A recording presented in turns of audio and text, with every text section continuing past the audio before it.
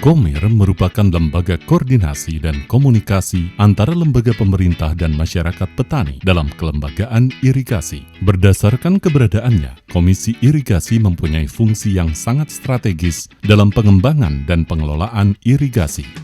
Dalam program IPDMIP, berdasarkan Dokumen Project Implementing Document atau PID, NPIU Bangda mempunyai target 88 komisi irigasi beroperasi penuh.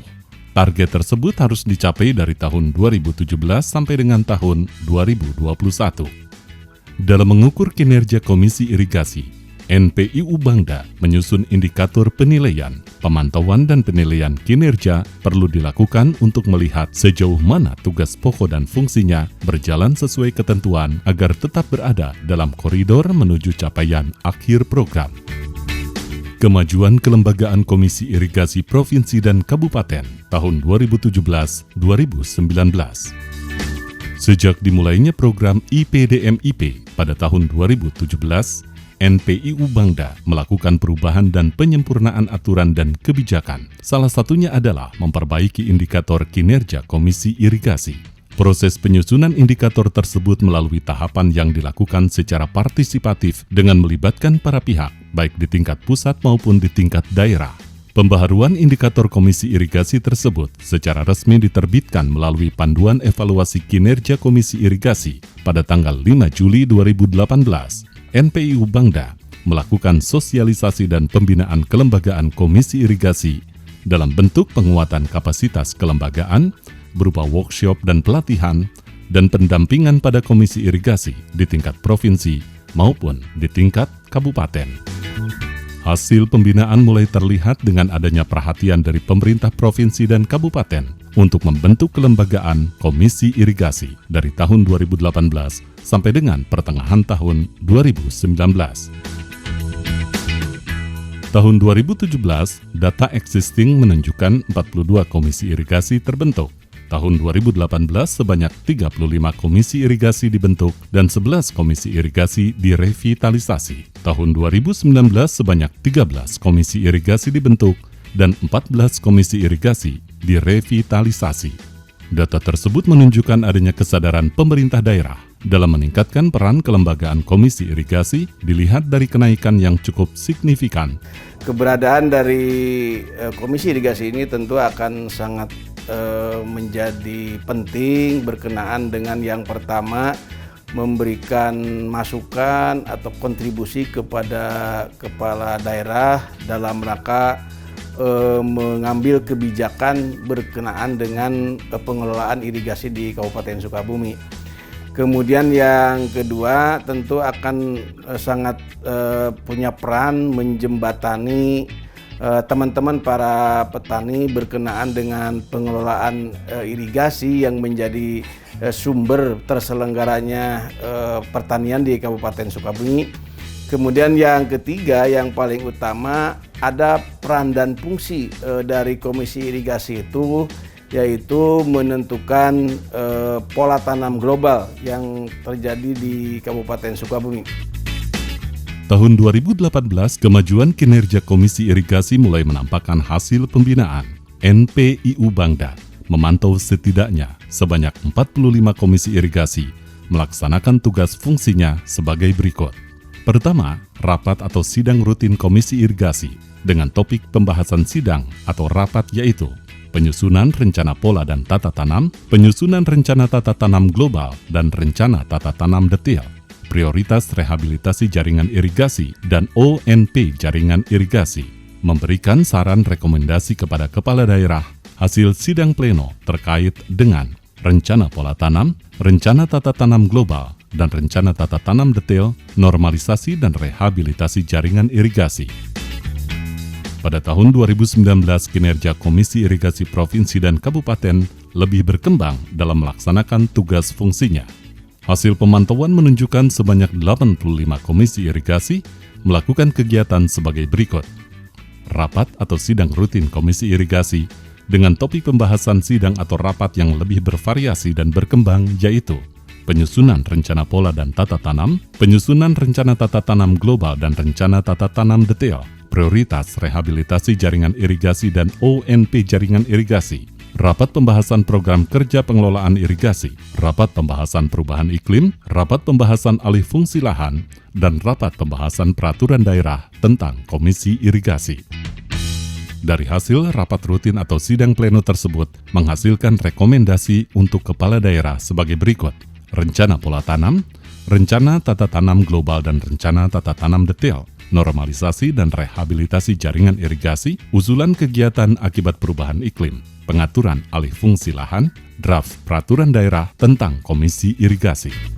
Hasil pemantauan menunjukkan adanya peningkatan aktivitas kegiatan dari tahun ke tahun. Sesuai dengan tugas dan fungsi Komisi Irigasi Kabupaten Sukabumi, saat ini sudah menghasilkan beberapa keputusan penting dalam pengelolaan irigasi. Keputusan ini diambil berdasarkan hasil sidang Komisi Irigasi dengan melibatkan semua unsur, baik pemerintah maupun non-pemerintah. Setiap tahunnya, Komisi Irigasi Kabupaten Sukabumi selalu mengeluarkan usulan atau rekomendasi kepada Bapak Bupati untuk dijadikan keputusan tetap dalam pengelolaan irigasi. Dengan adanya Komir ini sangat bermanfaat untuk para petani yang ada di Kabupaten Sukabumi. Penilaian kinerja Komisi Irigasi. Untuk memastikan keberadaan Komisi Irigasi sesuai tugas dan fungsinya, maka NPIU Bangda melakukan evaluasi kinerja setiap tahunnya melalui penilaian cepat secara partisipatif dengan menggunakan indikator penilaian yang sudah ditetapkan yang disertai dengan pembuktian dokumen.